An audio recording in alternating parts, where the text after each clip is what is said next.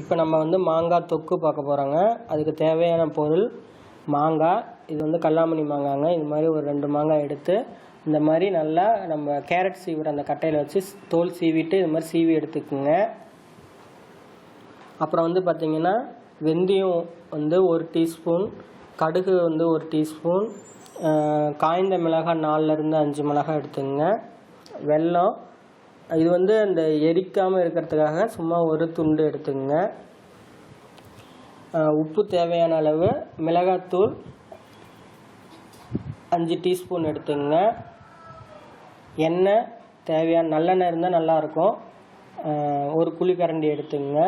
பெருங்காயத்தூள்.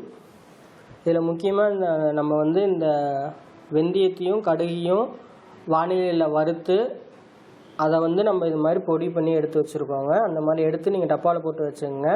நமக்கு எப்போல்லாம் வந்து ஊறுகாய் தொக்கு செய்கிறோமோ அப்போ வந்து இதை நம்ம பயன்படுத்திக்கலாங்க. இப்போ இதை எப்படி செய்கிறதுங்கிறத நம்ம பார்ப்போம். இப்போ நம்ம வந்து மாங்காய் தொக்கு பார்க்க போகிறோங்க. அதுக்கு முதல்ல வானிலை அடுப்பில் வச்சுட்டு எண்ணெய் விட்டுங்க, நல்லெண்ணெய் விட்டுங்க. இப்போ இது நல்லெண்ணெய் காஞ்சோடனே நம்ம வந்து கடுகு இதில் ஆட் பண்ணுறோம். கடுகு 1 கரண்டி சொன்னேன் இல்லைங்களா, அதில் வந்து வறுத்து அந்த வெந்தயத்தோடு வறுத்து போட்டுங்க. கொஞ்சம் வந்து இதுக்கு எடுத்து வச்சுங்க. கடுகு நல்லா பொரிஞ்சோடனே நம்ம வந்து பெருங்காயத்தை இதில் ஆட் பண்ண போகிறோம்.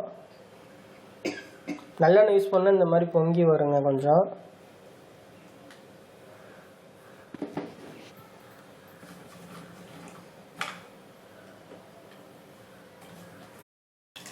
இப்போ பாருங்கள் கடுகு நல்லா வெடிக்குது.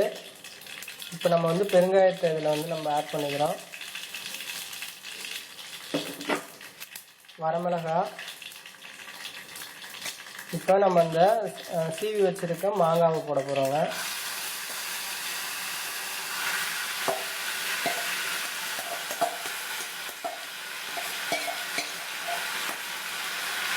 இது ரொம்ப ஈஸியான இது தொக்குங்க. இது சாதத்தில் பிசைஞ்சு சாப்பிட்லாம், தயிர் சாதத்துக்கு தொட்டுக்கிட்டு சாப்பிட்லாங்க.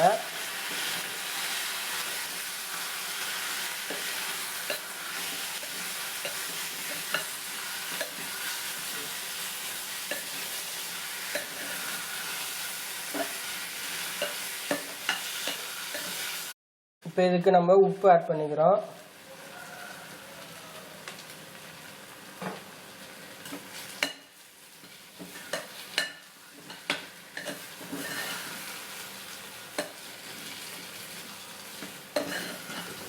நல்லா கிண்டிக்கிட்டு இப்போ இதில் வந்து நம்ம மிளகாத்தூள் ஆட் பண்ண போகிறோங்க. மிளகாத்தூள் உங்களுக்கு காரம் எப்படி வேணுமோ அதுக்கு தகுந்த மாதிரி நீங்கள் இதில் போட்டுக்கலாங்க. மாங்காய் கொஞ்சம் புளிப்பாக இருந்ததுன்னா மிளகாத்தூள் நீங்கள் வந்து ஒரு 3லேருந்து 5 டீஸ்பூன் வரைக்கும் நீங்கள் போட்டுக்கலாங்க. ஏன்னா மிளகாய் காரம் வந்து ஒரு மிளகாய் காரம் இருக்கும், ஒரு சில மிளகாய் காரம் இருக்காது. அந்த டிஃப்ரென்ஸ் பார்த்து நீங்கள் போட்டுங்க. புளிப்பு மாங்காவாக இருந்தால் கொஞ்சம் கூட போட்டுங்க.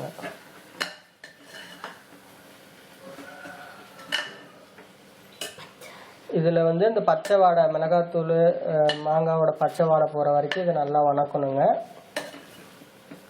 வணக்கிறதுக்கு அப்புறமா கடைசியாக தான் நம்ம வந்து இதில் அந்த வெந்தயமும் கடுகும் வறுத்து நம்ம பொடி பண்ணி வச்சுருக்கோம் இல்லைங்களா, அந்த பொடியை நம்ம கடைசியாக தான் ஆட் பண்ண போகிறோம். அதே போல் வெல்லத்தையும் நம்ம கடைசியாக ஆட் பண்ண போகிறோங்க. இப்போ பாருங்கள், இந்த மாங்காய் தொக்கு வந்து இந்த ஓரத்துலலாம் எண்ணெய் வந்துட்டுருக்கு. இந்த நேரத்தில் நம்ம என்ன பண்ணுறோன்னா அந்த கடுகு வெந்தய பொடி வந்து நம்ம 1 டீஸ்பூன் எடுத்து நம்ம இதில் போட்டுக்கிறோங்க. இதை நீங்கள் கொஞ்சம் கம்மியாக அரைக்க முடியாது மிக்சியில், அதனால் கொஞ்சம் அரைச்சி நீங்கள் டப்பாவில் போட்டு எடுத்து வச்சுங்க. அதுக்கோட நம்ம அந்த வெல்லம் கொஞ்சம் சேர்த்துக்கிறோம். கொஞ்சம் புளிப்பு மாங்காவாக இருந்ததுன்னா கொஞ்சம் வெல்லம் கூட ஆட் பண்ணிக்கிங்க. மாங்காய் கொஞ்சம் புளிக்கலைன்னா ரொம்ப கம்மியாக ஆட் பண்ணால் போதும். இதை நல்லா இப்போ ஒரு கிண்டிட்டு கொஞ்சம் நேரம் அடுப்பில் வச்சுட்டு நம்ம இறக்கிட்டோம்னா மாங்காய் தொக்கு நமக்கு தயாராகிடுங்க. நீங்கள் செஞ்சு பாருங்கள்.